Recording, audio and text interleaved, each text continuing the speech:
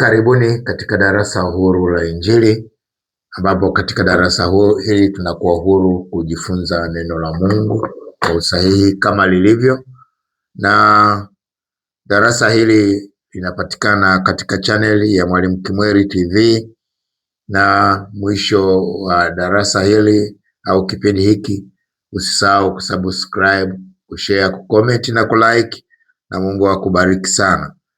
Tunaendelea na somo letu tulilolianza leo siku ya pili kuhusu vijana. Hili ni juma la vijana na tutaendelea kujifunza mambo ya vijana na mpaka ifike mahali tunasaidika kama vijana, na tunakwenda na kichwa kinachosema unapolea mtoto. Tulianza kujifunza mzunguko wa maisha ya mwanadamu yoyote, kwamba katika mzunguko maisha yanaanzia tumboni, na kipindi kilichopita kama vijana tumeona maisha yetu tumeanzia tumboni, na tumbo tuliona kama lango la kutoka katika ulimwengu wa roho na kuingia katika ulimwengu wa kimwili. Na katika mzunguko wa pili tuliona ni kuzaliwa na kukaa katika hali ya utoto. Ujana ni hatua ya 3, kuna utu uzima hatua ya 4, hatua ya 5 ni uzee, na hatua ya mwisho katika mzunguko wa kila mwanadamu ni kifo. Na tuliona katika maeneo yote, katika hatua zote za mzunguko, mwanadamu anakuwa ni tegemezi. Anapokuwa tumboni anategemea, anapokuwa mtoto mdogo bado anategemea wazazi au walezi. Kijana anaanza kujitegemea na kutegemewa. Utu uzima anategemewa kwa 100%, na uzee anarudi tena kwenye kutegemea, na kifo ndio kabisa mwanadamu anategemea. Kwa hiyo leo tunaingia siku ya pili katika hatua ya pili ya mzunguko wa maisha ya mwanadamu, ambao ni kuzaliwa na hali ya utoto. Sasa unapozaa mtoto na kulea mtoto, unalea kusudi kubwa la Mungu ambalo limewekwa ndani ya mtoto, na hivyo mtoto wako ni zaidi ya unavyomuona leo. Kuwa na mtazamo mkubwa zaidi kama mzazi, kama mlezi, kwa sababu mtoto wako unavyomuona leo sivyo atakavyokuwa kesho. Kwa nini? Kwa sababu tangu mimba au kabla ya mimba hajawekwa katika tumbo la wazazi, mtoto huyo Mungu alimruhusu kuja duniani akae katika lango la tumbo ili kutokea katika ulimwengu huu wa kimwili, na alimpa kusudi. Tulisema somo lililopita, hakuna mwanadamu ambaye anazaliwa ambaye hana kusudi. Kila aliyezaliwa, hakuna aliyezaliwa bahati mbaya. Mungu ameweka kusudi. Kila aliyeko duniani, hakuna aliyeko duniani kusindikiza wengine. Wote tumepewa makusudi. Kusudi ndilo lililosababisha sisi kuzaliwa. Kuna changamoto ambayo Mungu ameweka majawabu ndani yako. Kila mwanadamu kuna changamoto ambayo imemleta, aitekeleze hiyo, atoe jawabu hilo, kisha anarudi. Kwani bila ya kuwa na mtazamo mkubwa zaidi, big think au thinking big, kama usipofikiri kwa uzito mtoto wako kwamba ni nani kesho, ukamchukulia poa tu, utakuwa unamkosea sana. Na kuna viwango vya malezi unaweza ukavipunguza. Kumbuka, mtoto ni leo, lakini kesho ndio profesa ajaye. Mtoto ni leo, lakini ndiye rais ajaye. Mtoto ni leo, lakini ndiye meneja ajaye. Kwa hiyo unapolea, lea ukijua unalea kusudi kubwa, unalea kusudi. Mungu ametupa zawadi ya kupata watoto, na kazi tulizopewa baada ya kupokea watoto baada ya kuzaa. Tuna kazi ya kutunza, tuna kazi ya kulea. Tunatunza, hatutunzi mtoto, hatulei mtoto tu, tunalea na kusudi ambalo Mungu ameliweka ndani ya huyo mtoto, tunalilea ili litimie. Kulea ni kulea kusudi, kutunza ni kumtunza mtoto unapotoa mahitaji, kwa sababu kuna tofauti ya kutunza na kulea.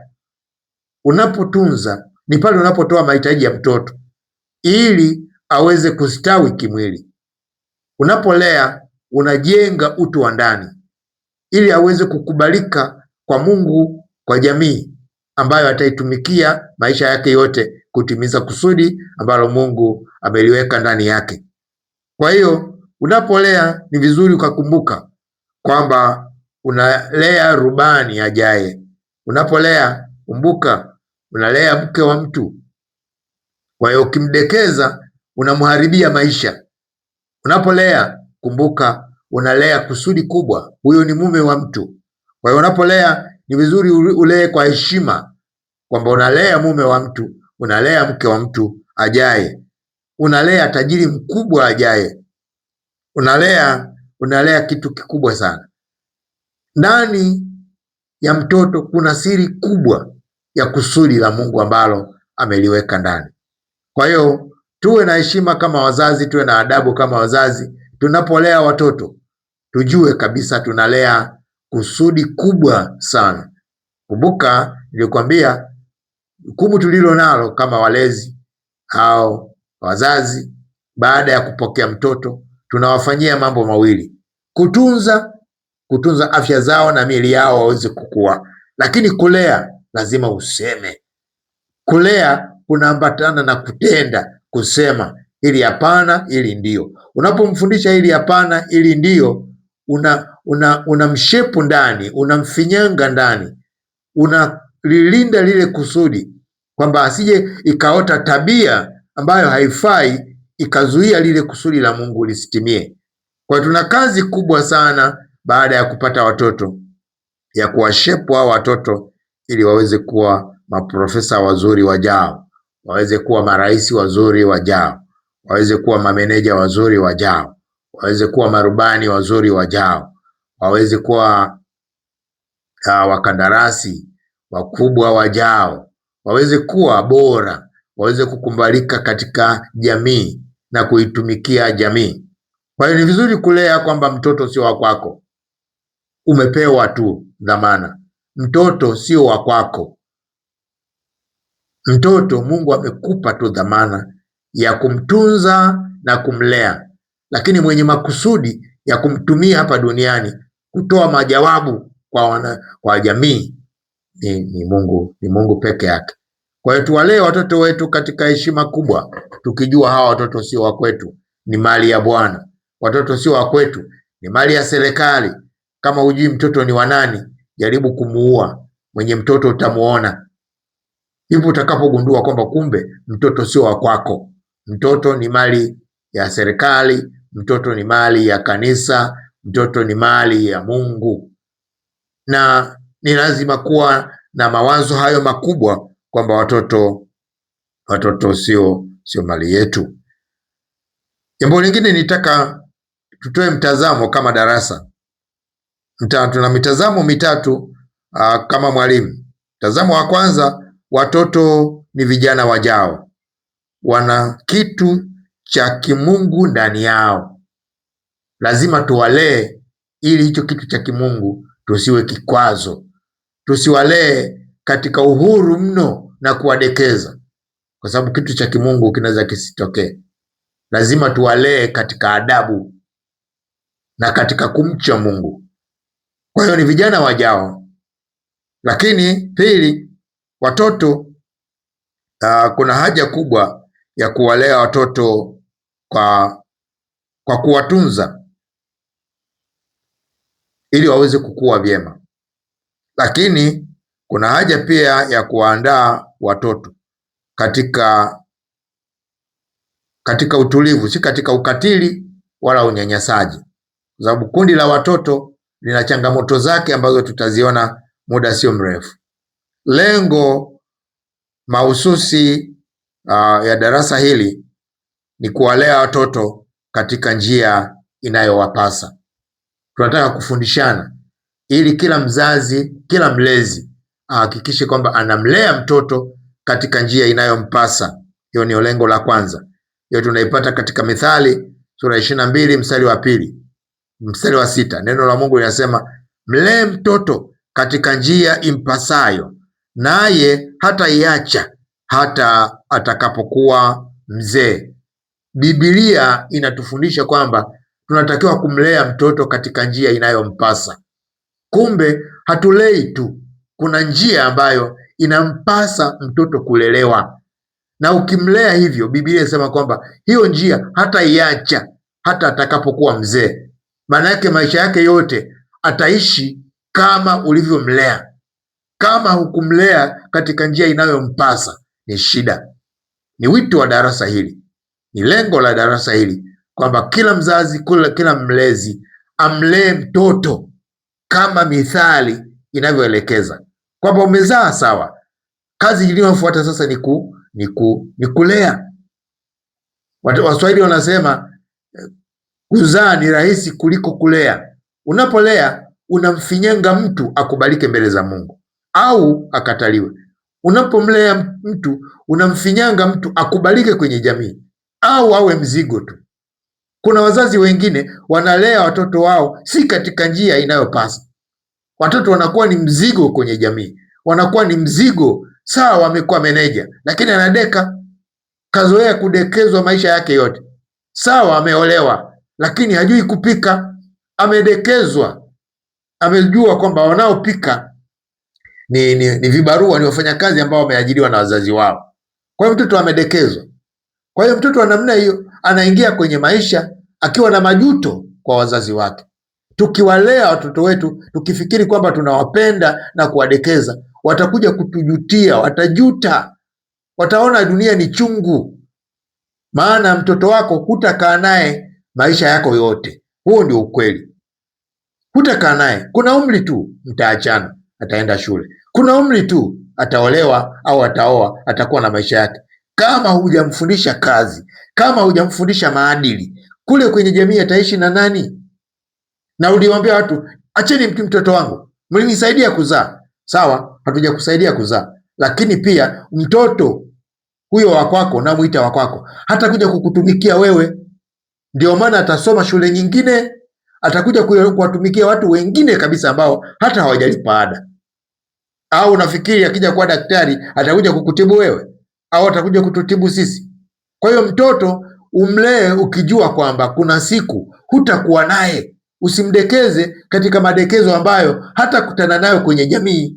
Utampa umaskini mkubwa, utampa unyonge mkubwa, utampa vitu ambavyo atajutia maisha yake yote.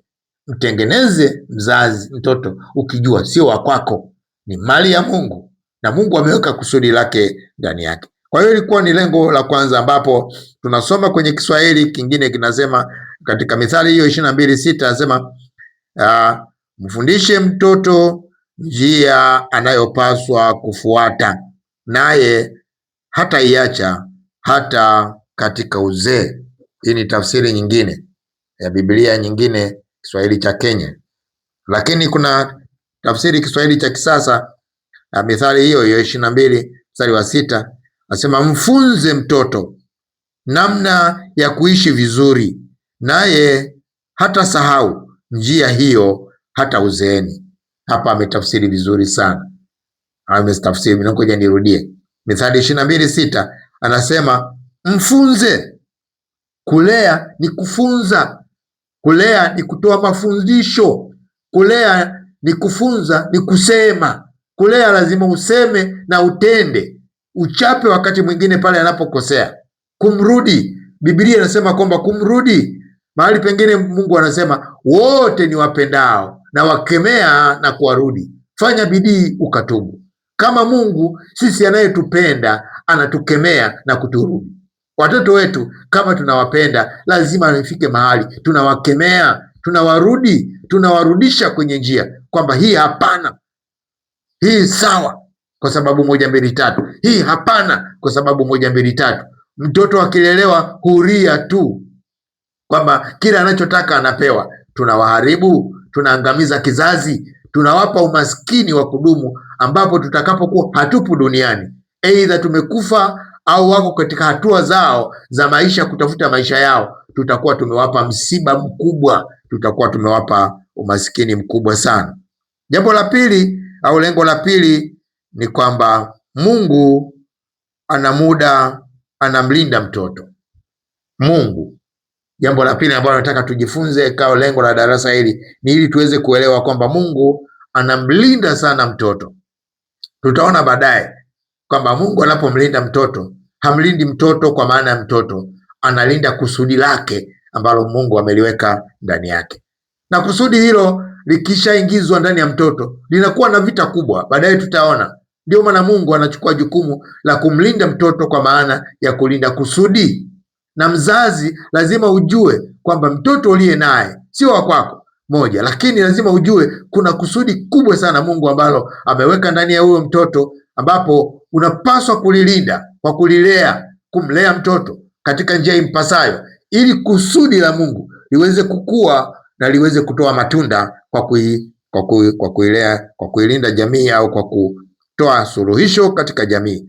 Mathayo 18 mstari wa 6 tunaona hapa dhumuni la somo hili ni ili wazazi na walezi kujua kabisa kwamba Mungu ana wivu mkubwa wa kumlinda mtoto ili kulinda kusudi lake.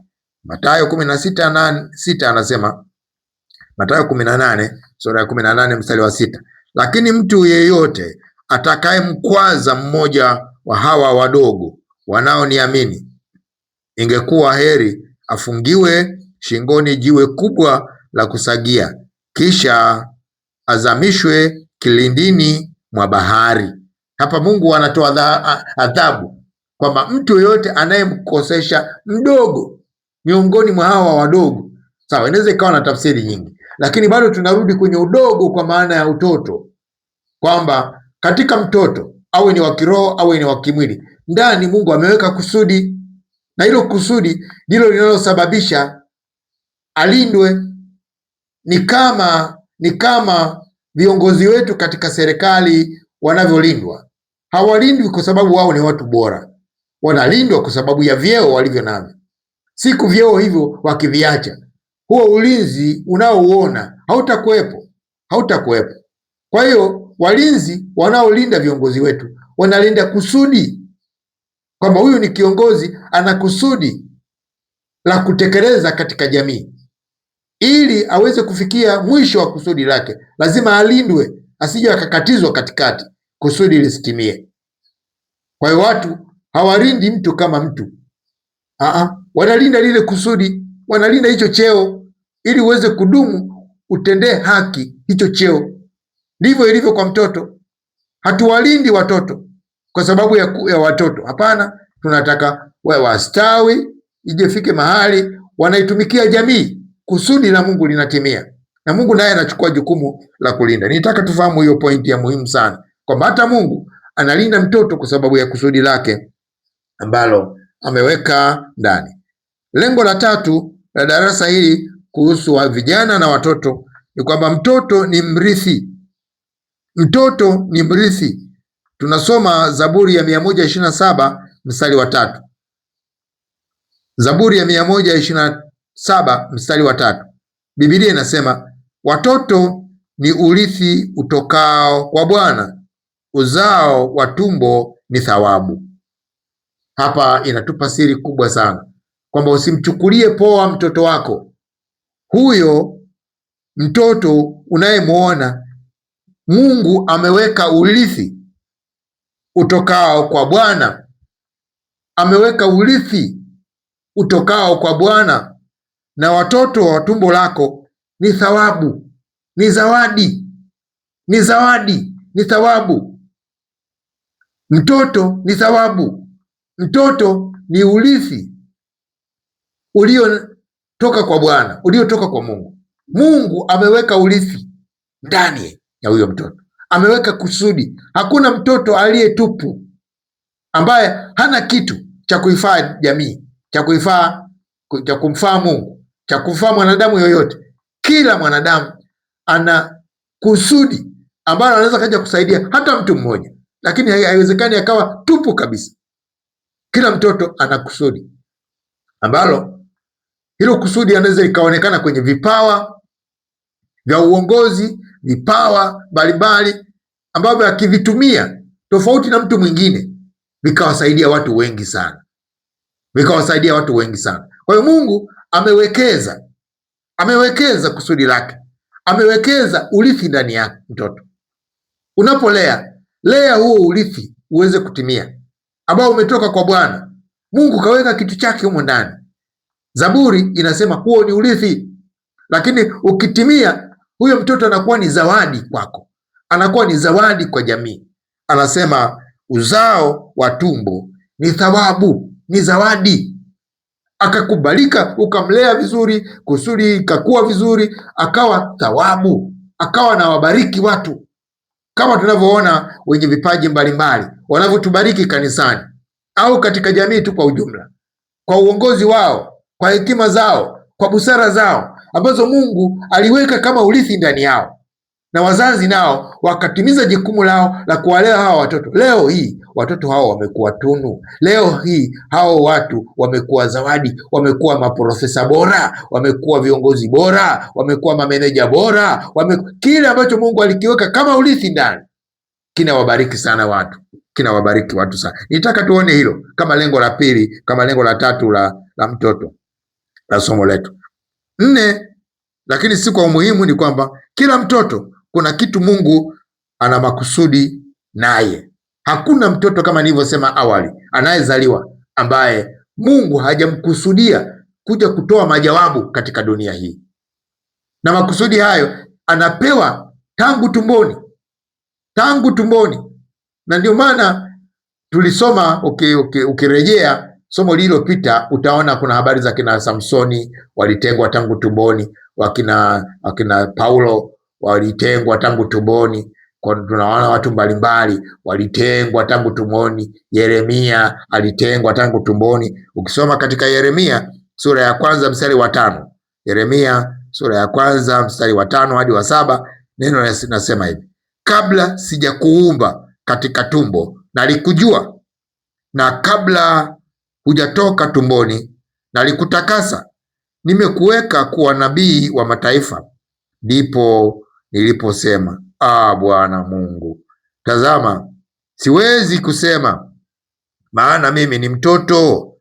Mstari wa 7, lakini Bwana akaniambia, usiseme kwamba wewe ni mtoto, mimi ni mtoto, maana utakwenda kwa kila mtu nitakayekutuma kwake, nawe utasema kila neno nitakalo kuamuru. Mungu anaongea na Yeremia kwenye utoto, lakini kabla hajazaliwa, kabla hajaweka katika tumbo la mama, Biblia inasema Mungu alimjua. Kwa hiyo maisha kumbe hayaanzii tumboni tu, kuna mahali tulikuwepo kabla ya kuingizwa tumboni, kwenye utakatifu huko kunakokaa roho ambazo hazijazaliwa mpaka leo. Anasema kabla sijakuumba katika tumbo nalikujua. Kwa hiyo Mungu anatujua kabla hajatuweka katika tumbo. Mungu anatujua kabla hatujazaliwa. Mungu anatujua kabla hatujakuwa vijana, anatujua, na anasema wakati huo hatujui. Anasema ndio wakati ambapo niliweka kusudi. Anasema nalikutakasa, nimekuweka kuwa nabii wa mataifa. Tangu hajawekwa tumboni, Yeremia alijulikana kwamba yeye nimeweka kusudi aje awe nabii wa mataifa. Ndio kitu ambacho tulijifunza kwamba kusudi la Mungu linadondoka ndani ya mtu kabla hajazaliwa. Mungu anamjua kabla hajawekwa tumboni. Mungu anamtakasa kabla hajamweka tumboni. Mungu anampa kusudi yule mtoto, anamweka tumboni akiwa na kusudi lake, amelibeba, amelishika mkononi, analo, anazaliwa akiwa analo. Ni kazi ya mzazi na mlezi kumlea mtoto na kumtunza ili lile kusudi likue, na baada ya hapo liweze kudhihirika. Kwa tunaona lengo la nne kwamba mtoto anazaliwa na kusudi, na ile kusudi anapewa kabla. Kumbe tulikuwepo kabla hata kuingia matumboni mwa wazazi wetu. Tumeingia kwenye matumbo ya wazazi wetu, Mungu ametuweka tukiwa na kusudi letu, tukiwa tumeshapewa assignment kwamba wewe ukienda duniani ukiwa katika hali ya ujana utatekeleza 1, 2, 3. Mimi ni sauti ya mtu aliye nyikani, itengenezeni njia ya Bwana. Na siku ya leo au siku ya pili ya masomo haya yanayohusu vijana katika juma hili la vijana, leo tutaongelea hatua ya pili ya mzunguko. Kumbuka nilisema mwanadamu yoyote ana mzunguko wa hatua 6. Hatua ya kwanza ni tumboni. Tuliona hapo katika Yeremia sura ya 1 mstari wa 5 hadi wa 7. Na hatua ya pili ni kuzaliwa, na kuanzia mwaka 0 hadi miaka 14. Hawa ni watoto ambao wanazaliwa wakiwa na kusudi, na hapa bado ni tegemezi, wanategemea malezi na matunzo ya wazazi. Hatua ya tatu ni ujana. Kijana anaanza kulitumikia kusudi la Mungu. Ndipo ambapo tutaanza kujifunza sasa hatua ya tatu kuanzia masomo yajayo. Tumeone kijana na kusudi lake na changamoto zinazomkabili kulingana na jinsi alivyolelewa katika hatua ya utoto mwaka 0 hadi miaka 14, kwamba hapa inakuwaje. Lakini baada ya hapo kijana anakuwa na hatua ya utu uzima, ambapo mtu mzima naye anazaa watoto, lakini anakuwa anamalizia kulitimiza kusudi la Mungu. Hatua ya tano ya mzunguko wa mwanadamu ni uzee. Hapa mtu amemaliza kutimiza kusudi, anasubiri kufa, na hatua ya mwisho ni kifo.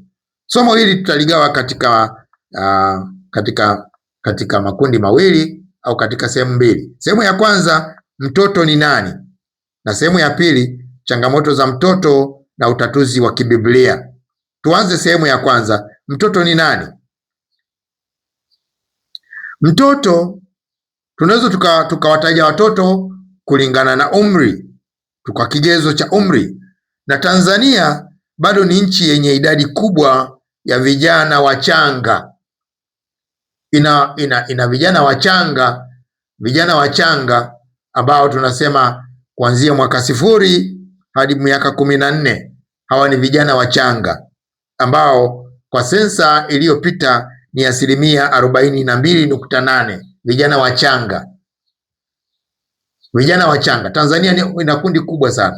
Fikiria 42.8%, ni kama 51.2% ni makundi yaliyobakia. Lakini tukiongeza kundi hili la vijana wachanga kuanzia mwaka 0 hadi miaka 35 ni 77%. Ni wengi sana. Tuna kundi kubwa sana za vijana wachanga kuanzia mwaka 0 hadi miaka 35 ni 77.3%. Kwa hiyo tunapoongelea habari za vijana tunaongelea 1% kubwa ya Watanzania, na watoto hawa bado hawajafikia nguvu ya uzalishaji. Ni kundi ambalo bado liko katika kupata elimu. Miaka 0 hadi miaka 14 bado ndio kabisa wako kwenye elimu. Mpaka miaka 20 bado wako vyuo vikuu, 23, 20 ngapi wanamaliza, 24, inategemea alianza akiwa na miaka mingapi. Lakini ni kundi ambalo haliko kwenye uzalishaji, lakini ni kundi ambalo liko kwenye kupata elimu ya juu, au ndio wanataka kuanza ndoa au wanataka kuanza uzalishaji. Kundi hili lina changamoto zake, nyingi sana. Pamoja na kwamba linazaliwa, linakuwepo na kusudi, na bado kusudi halijatimia, lakini kusudi mara nyingi linakuwa linapigwa vita. Kwa hiyo watoto hawa wanahitaji ulinzi. Mungu ataendelea kuwalinda, lakini walezi na wazazi wanatakiwa kulilinda hili kundi kwa nguvu zao zote, kulifuatilia, kulifinyanga kitabia na kimaono na nini, ili elimu wanayoipata wanayotafuta katika umri huu iweze kuwafaa jamii na ndugu na jamaa. Ni lazima kuwalinda.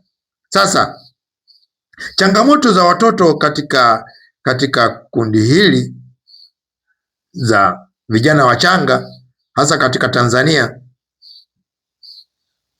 ni kutokana na kusudi ndilo linalowaponza. Kusudi ndilo linalowaponza. Na mimi nitakutajia watu wachache ambao makusudi yao yalipotambulika hawakuwa salama tena, ilibidi ulinzi uongezwe. Ni kundi ambalo linahitaji ulinzi. Mtoto si tu umri mdogo, bali ni kiumbe mwenye thamani na heshima kubwa sana. Tumesoma kwamba mtoto ni zawadi kutoka kwa Mungu kama tulivyosoma katika Zaburi ya 127 mstari wa 3. Sema, tazama mtoto ni urithi wa Bwana, uzao wa tumbo ni thawabu. Kwa lugha nyepesi unaweza ukasema mtoto ana tafsiri hii ifuatayo. Mtoto ni nani? Mtoto ni kiumbe mdogo kwa macho, miaka 0 hadi 14, lakini aliyebeba urithi au thamani kubwa sana ndani yake kama kusudi la Mungu kuja kulitekeleza duniani kipindi cha uhai wake.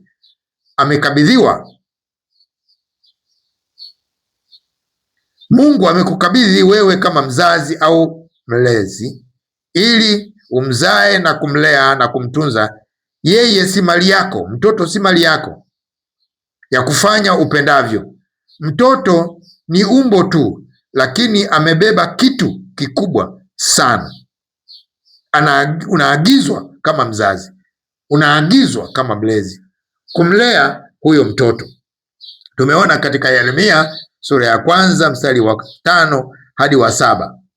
Ndio maana mtoto anatafutwa sana na adui ili kuwawahi kuharibu kusudi. Watoto wanatafutwa sana. Shetani anawasagia meno sana, anawatafuta sana. Akishagundua kusudi anawatafuta sana. Hapa kuna majina machache kama mfano, ili ujue kwamba mtoto unapaswa kumlea kulinda kusudi, na adui unatakiwa mlee, mtunze na kumlea, kwa sababu hata adui anatafuta kusudi hilo hilo aliharibu lisitimie. Mtoto wa kwanza ni Musa. Mtoto Musa alitafutwa ili auawe kwa sababu ya kusudi. Mungu aliweka kusudi kubwa la kuja kuwa mwokozi au mkombozi wa taifa la Israeli. Tunasoma habari zake katika Kutoka sura ya 1 mstari wa 22.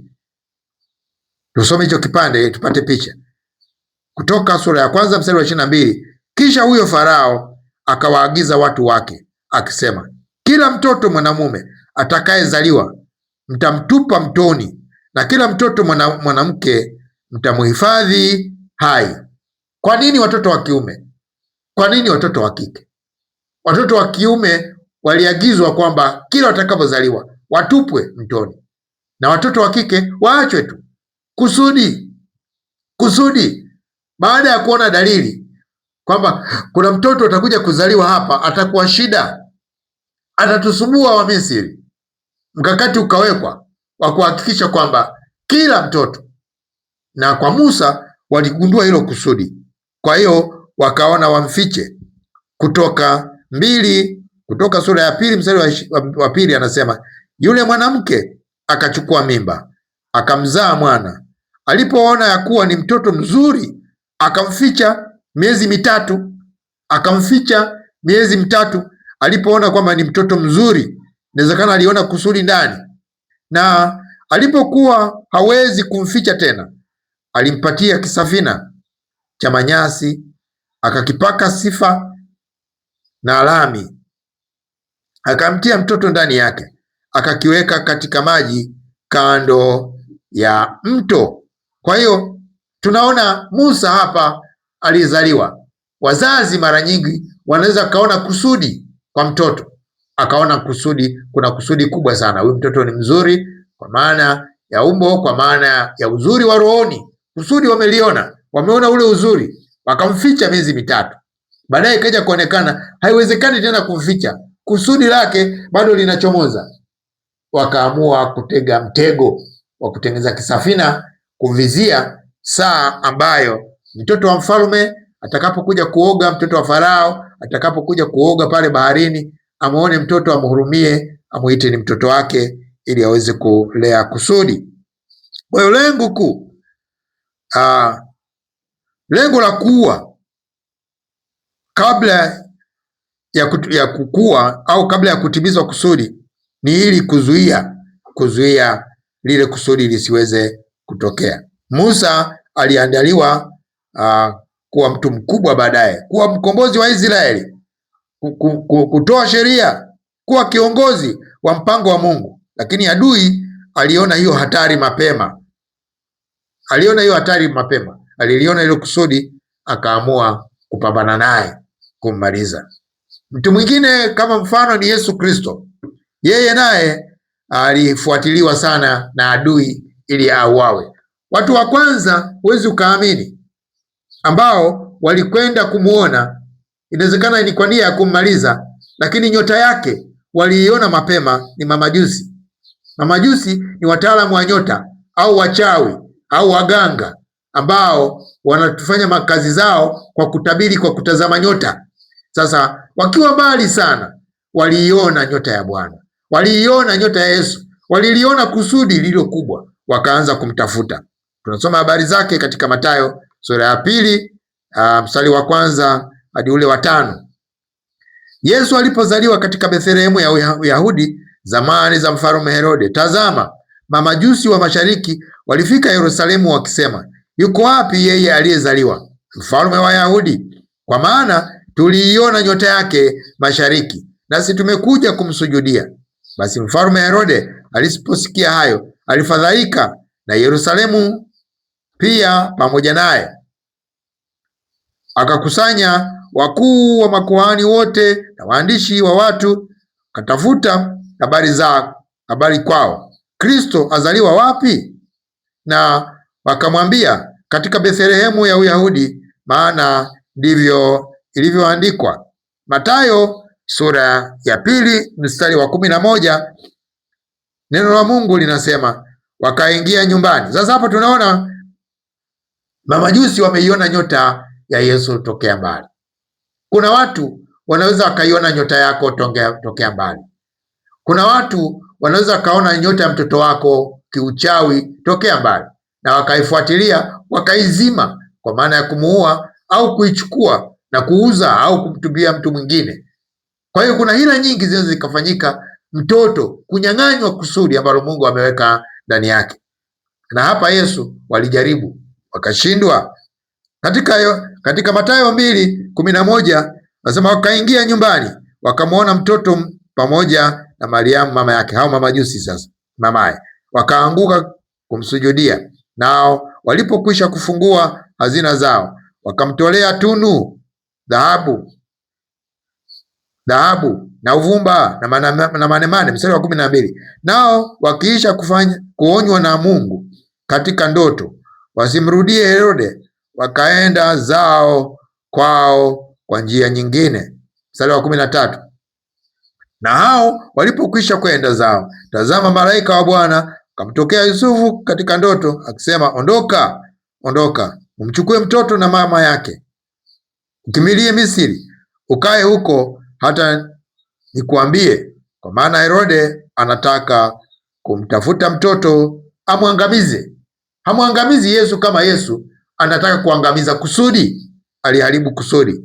Mathayo sura ya 2 mstari wa 16, ndipo Herode alipoona ya kuwa amedhihakiwa na wale mamajusi, alighadhabika sana, akatuma watu, akawaua watoto wote waume walio wako huko Bethlehemu na viungani mwake mote, tangu waliye na miaka 2 wasiopungua kwa muda ule aliouhakikisha kwa wale mamajusi. Kwa nini Yesu anawindwa namna hii? Yesu alibeba kusudi kubwa la kuja kuwa Mwokozi wa ulimwengu, mfalme wa kweli, mwisho wa ufalme wa giza. Shetani aliliona hili, akajaribu kumpelekea wachawi, hawakufua dafu, hawakuweza, akaishia kusujudu na kutoa tunu, kutoa zawadi. Lakini Herode akaingia kazini. Kundi lingine la watoto tunaona ni hawa watoto ambao waliwawa na Herode kule Bethlehemu. Mathayo 2:16 hadi mstari ule wa 18, kwamba hawakuwa wenyewe ni Yesu, lakini waliuawa kwa sababu ya Yesu. Funzo ni kwamba wakati mwingine wasio na hatia huumia kwa sababu ya vita vya kiroho ambao shetani anataka kuwatoa. Mtoto mwingine anaitwa Yoash au Yoash, mtoto aliyeachwa asiuawe. Wafalme wa Pili sura ya 11 mstari wa 1 hadi wa 3. Nasoma hizo habari kwamba Athalia aliua uzao wote wa kifalme, akimuinda huyu Yoash, akafichwa miaka 6 asiweze kupatikana. Baadaye akawa mfalme, akarejesha ibada ya Bwana, na kama tulivyoona kwa Musa na Yesu. Kwa hiyo tunaona kila mtoto mwenye kusudi linalotishia anatafutwa auawe, na hapa ndipo inapothibitisha kwamba kila mtoto anayezaliwa ana kusudi la kutimiza. Na hata wewe kijana, katika ujana ulio nao, ninaongea na wewe, kuna kusudi ambalo Mungu ameweka ndani yako, na ni wakati huu sasa unatakiwa kuona namna ya kulitimiza hilo kusudi ambalo Mungu ameweka ndani yako. Acha kushinda kucheza karata, unachelewesha kusudi. Acha madawa ya kulevya. Tutaona somo linalofuata kwamba vijana wanashindwa kutimiza makusudi Mungu aliyoweka ndani yao kwa sababu ya tabia ambazo Ibilisi amewapa, tabia za ulevi, tabia za ngono, tabia za wizi, tabia ambazo hazifai, ambazo zinachelewesha kusudi la Mungu lisiweze kutimia. 5, kuna mtoto anaitwa Samueli. Samueli hakuwa hatari kuuawa kiroho, lakini Samueli alitolewa akiwa mdogo sana, akaenda kukalia hekaluni kuonyesha kwamba kuna kusudi. Isaka alikuwa na hatari ya kufa kwa amri ya Mungu, lakini akanusurika. Tunaweza tukasema basi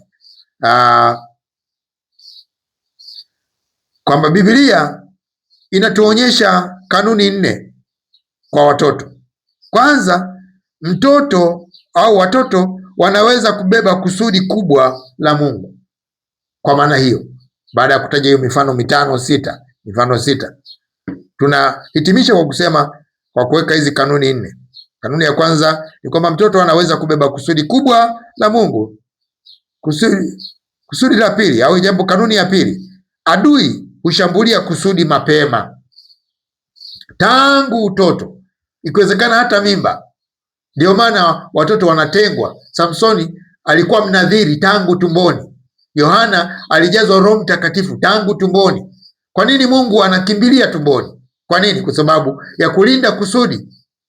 Mungu anataka kulinda kusudi tangu tumboni, ili shetani asiwahi, kwa sababu shetani au adui analitambua kusudi mapema na anapambana nalo. Mungu hulinda alichokikusudia ndani ya mwanadamu. Tunaona jambo la 3 au kanuni ya 3. Kanuni ya 4 na ya mwisho, kuua au kuumiza mtoto ni kupinga mpango wa Mungu. Kumuumiza mtoto au kumnyanyasa mtoto au kufanyia ukatili mtoto ni kupinga lile kusudi ambalo Mungu ameliweka ndani ya mtoto. Yeremia 29 mstari wa 11, neno la Mungu linasema, maana nayajua mawazo ninayowawazia ninyi, asema Bwana, ni mawazo ya amani, wala si mabaya, kuwapa ninyi tumaini siku zenu za mwisho. Hapa anaongelea kwa ujumla kwa wanadamu kwamba Mungu ana mawazo anayotuwazia sisi. Mawazo tunaweza tukatafsiri kama makusudi. Mungu ana makusudi aliyoyapanga juu yetu kwa kila mmoja. Huu mstari unaonyesha wazi hakuna mwanadamu taborarasa ambao hana kitu, ni empty headed. Hakuna mwanadamu ambaye hana kitu, hana kusudi ambalo anatakiwa kutimiza. Kila mtu ana kusudi ambalo amepewa kutimiza. Shetani adui yetu ndio hapo anapotuwahi. Wakati mwingine anaweza akawahi fikra, anaweza akawahi tabia, anaweza akaharibu, akachelewesha, lakini hakuna mwanadamu ambaye Mungu hajamkusudia. Mtoto wako si wa peke yako kama tulivyoona hapo juu, bali ni mtoto wa Mungu kwanza. Mtoto sio wa kwako peke yako, bali ni wa Mungu kwanza, ni wa jamii pili, ndipo aje awe wa kwako. Mtoto sio wako pekee, ni wa jamii, atakuja kuitumikia jamii muda mrefu kuliko wewe. Mtoto sio wako peke yako, ni wa kanisa. Mungu amekupa kwa mkopo tu, ili umwangalie, umtunze, asiharibike. Umeaminiwa kupewa kitu cha thamani ambacho ni mtoto. Umekabidhiwa, lakini sio mali yako, maana atakuja kufanya mambo ambayo sio ya kawaida katika jamii, yatakayoifaa jamii. Ukikabidhiwa shamba au nyumba ya mtu, huwezi kuichoma au kuiharibu kwa sababu ni ya kwako. Fikiria umepewa gari alafu ukalichoma. Hata kama umepewa, hata kama ni la kwako umepewa. Kuna mtu mmoja aliwahi kuchoma gari alilopewa. Jamii ilinungunika sana. Sasa jamii inanungunika, sio wao waliompa. Hata aliyempa alijisikia vibaya kwamba kama uliona alifai, kwa nini usingenirudishia mwenyewe? Lakini alitumia hiari yake kulichoma moto, ikawa shida katika jamii. Hali kadhalika mtoto sio wa kwako, ni wa Mungu, ni wa jamii, ni wa kanisa. Lazima umlee katika adabu, ukijua kwamba ni urithi ambao Mungu amekupa. Ndiyo maana tunaelekezwa sasa, mlee mtoto katika njia impasayo. Unaelewa sasa, kwa sababu unatakiwa kulea kusudi na mpango, kwa sababu mtoto sio wa kwako. Mlee kama jamii inavyotaka, maana mtoto sio wa kwako, ni wa jamii. Mlee kama Mungu anavyotaka, kwa sababu mtoto sio wa kwako, ni wa Mungu. Wewe umepewa dhamana tu, wewe umekopeshwa tu, wewe umeaminiwa kama dhamana, sio mali yako. Kwa hiyo jifunze kumlea mtoto. Katika mithali ile, katika Kiswahili cha kisasa, Mithali 22:6, Kiswahili cha kisasa nasema mfunze mtoto namna ya kuishi vizuri. Tafuta kwamba mtoto anaweza akaishi vizuri namna gani kwenye jamii ikamkubali, Mungu ikamkubali. Hiyo ndio namna. Utaratibu wa kumlea ni namna nzuri ya kumlea. Mfundishe namna ambavyo atakubalika kwa Mungu. Mfundishe namna ambavyo atakubalika katika jamii. Na ndiyo maana sasa tunatakiwa kumtunza mtoto, kumlea mtoto na kumlinda. Nataka niongelee pointi ya kumlinda. Watoto katika umri huu, wakati mwingine ndoto zao zinaharibiwa kwa sababu wazazi na walezi na jamii haiwalindi watoto. Nitoe shime kwa Tanzania na kila mtu anayesikia somo hili kwamba turudishe ulinzi wa watoto kama jamii, mzazi, mlezi na jamii kwa ujumla. Tuchukue hili jukumu la kulea, na kila anayemfanyia mtoto katili tumhesabu ni adui wa jamii.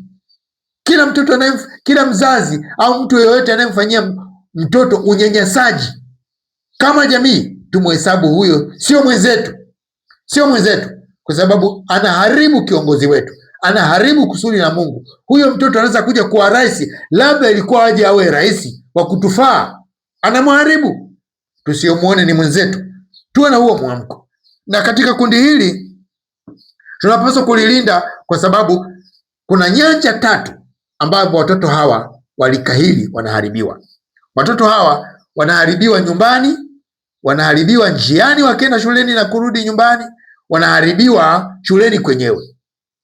Utafiti umefanyika ukabaini kwamba watoto wanaharibika kwa 49% nyumbani, kwa baba na mama pale na ndugu na jamaa, 49%, yaani 50-1. Watoto wanaharibika mbele ya wazazi, mbele ya baba na mama, watoto wanaharibika. Lakini watoto wanaharibika kwa 23% wanapokwenda shuleni na kurudi nyumbani. Hapo katikati kuna watu ambao sio waaminifu, wanavizia, wanawapiga, wanawanyanyasa, wanawabaka, wanawafila, wanafanya vitu mbalimbali. Kwa asilimia hiyo, 23% watoto hawako salama wanapoenda shuleni na kurudi. Ndio maana tunasema jamii lazima tuwalinde watoto. Mtoto wa mwenzako ona ni mtoto wako, akifanyiwa ukatili ona ni mtoto wako pia anafanyiwa. Lakini kama haitoshi, 15% mtoto hayuko salama shuleni, mbele ya mwalimu, mbele ya mkuu wa shule, mbele ya mwalimu mkuu, mbele ya wapishi, mbele ya wafanyakazi, mbele ya walinzi. Mtoto hayuko salama shuleni, 15%. Kwa hiyo kwa ujumla mtoto hayuko salama. Watoto wa umri huu 87% watoto hawako salama. Kama jamii, utafiti huu tusaidie kuamka kwamba tunapaswa kuwatunza, tunapaswa kuwalea. Lazima tuseme tunapaswa kuwalinda. Ulinzi lazima tuwalinde, kwa sababu kuna matendo ya ukatili na unyanyasaji yaliyo katika jamii. Jamii yenyewe inaweza ikawanyanyasa, wazazi wenyewe wanaweza wakawanyanyasa, ndugu wa karibu wanaweza kanyanyasa. Kwani ni watoto wangapi tunasikia wameuawa na wazazi wao? Kwani ni watoto wangapi tumesikia wamebakwa au kulawitiwa na ndugu zao wa karibu? Kwani ni watoto wangapi wamefanyiwa ukatili na walimu au wamefanyiana ukatili wao wenyewe kwa wenyewe?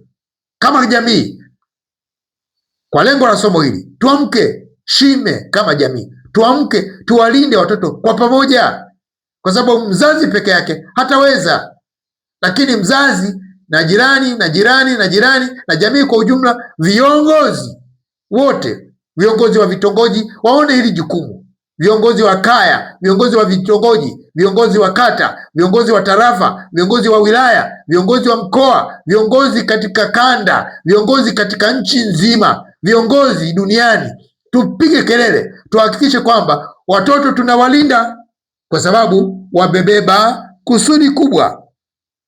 Kuna matendo ya unyanyasaji na ukatili kama vile ukeketaji, ndoa za kulazimishwa, kusimangwa, ndoa za utotoni, kujeruhiwa, rushwa ya ngono, mimba za utotoni, kulazimishwa kutoa mimba, kuua watoto wa kike wenye ulemavu, vipigo, kunyimwa mahitaji, kushikwashikwa sehemu za mwili wake bila ridhaa, ufilaji, ulawiti, ubakaji.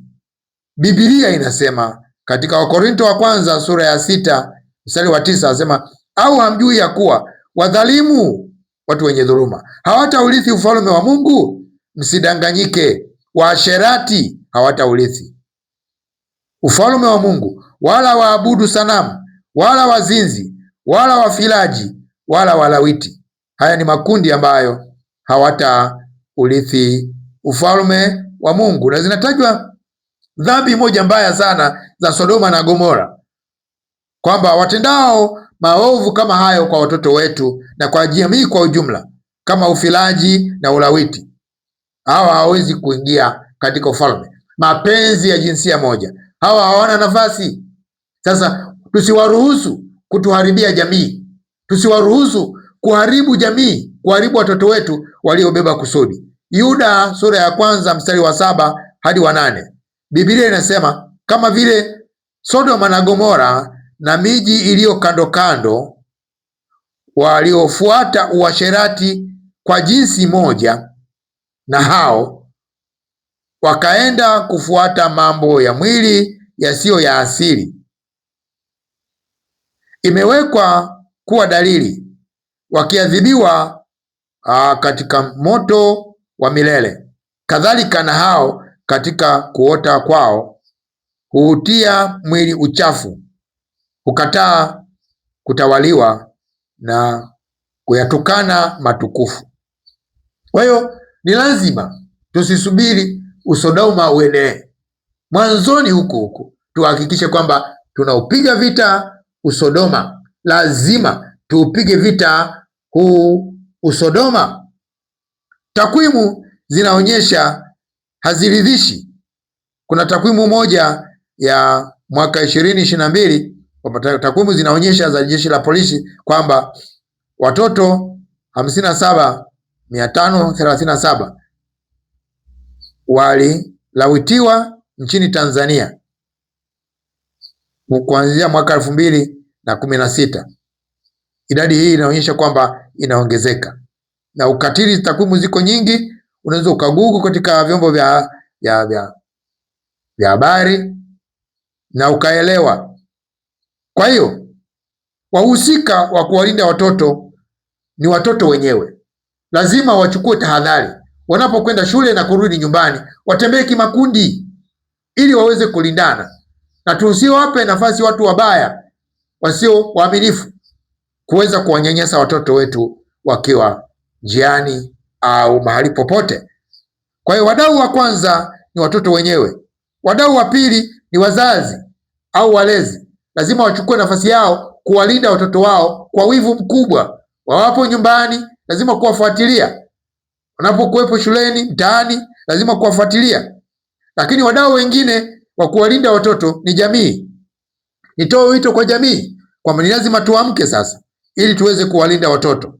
Mdau mwingine muhimu ni kanisa, wachungaji, maaskofu, wainjilisti. Lazima tuwe na sera maalum na mafundisho maalum ya kuwalea watoto, kuweza kujilinda, kuweza kujitetea. Lakini kama kanisa liwe na nafasi kubwa ya kuwalinda watoto. Mdau mwingine ni serikali. Ana jukumu kubwa sana la kulea hawa watoto. Kuna jukumu kubwa sana. Ni agizo la kuwalea watoto katika Mithali 22:6 kama tulivyoona. Kwa hiyo tutumie utamaduni wetu wa Kitanzania. Tutumie utamaduni wetu wa Kitanzania kuwalea watoto, kurudisha ule msemo wa zamani uliokuwa unasema mtoto wa mwenzako ni mtoto wako, ili tuweze kuwa na jukumu la kuwalea wote. Tuwafuatilie watoto wetu, tuwe tayari kuwarekebisha na kuwaongelesha. Lazima kuwasaidia, kwa sababu kuwalinda ni haki yao. Mojawapo ya haki za watoto, haki 4 muhimu za watoto, haki mojawapo, mtoto ana haki ya kulindwa. Kwa hiyo lazima mtoto tuhakikishe kwamba tunamlinda. Lakini nataka kusema mambo machache ninapomalizia. Kuna mambo kama 10 hivi nikusomee. Hakikisha unamfundisha mtoto wako. Jambo la kwanza, mfundishe mtoto wako kumcha Mungu. Mithali 1:7, Kumbukumbu la Torati 6:6 hadi mstari ule wanga. Kwa hiyo mfundishe kumcha Mungu. Jambo la pili, mfundishe mtoto wako kutii wazazi wake au kuwatii watu wakubwa, kuwasalimia. Waefeso 6 mstari wa 1. 3, mfundishe mtoto wako kusema kweli na kuwa mwaminifu. Mfundishe. 4, mfundishe kuwa na mipaka, kusema hapana kwa maovu na ndio kwa mambo ya kweli. Wakorintho wa kwanza 15:33, Mithali 18:24. 5, mfundishe kuwajibika au kufanya kazi kwa bidii. Usimdekeze mtoto, unamharibia. 6, mfundishe mtoto kuheshimu muda, kuheshimu mali za watu wengine na kuvaa mavazi ya kujisitiri. Timotheo wa kwanza sura ya 2 mstari wa 9. Lakini 7, mfundishe mtoto wako kuomba msamaha pindi anapokosea. Aseme samahani. ajue kusema pole, asiwe kusema asante. Timotheo wa pili sura ya 3 mstari wa 2. 8, usimnyime mtoto fimbo pale anapokosea, mtandike, chapa. Ufunuo 3:19, chapa. Nasema yeye asiyetumia fimbo humchukia mwanawe. Mithali 13:24. Tumia kiboko. Mithali 10:13. Tumia fimbo. Mithali 22:15. Tumia fimbo. Mithali 29:15. Muda umekwisha, nami nikutake kwamba tutumie muda vizuri kuwalinda watoto. Ndio ujumbe wa leo. Kwa nini? Watoto wamebeba kusudi, na mtoto sio wa kwako, ni wa jamii. Usitudekezee afisa wetu au bosi wetu ajaye.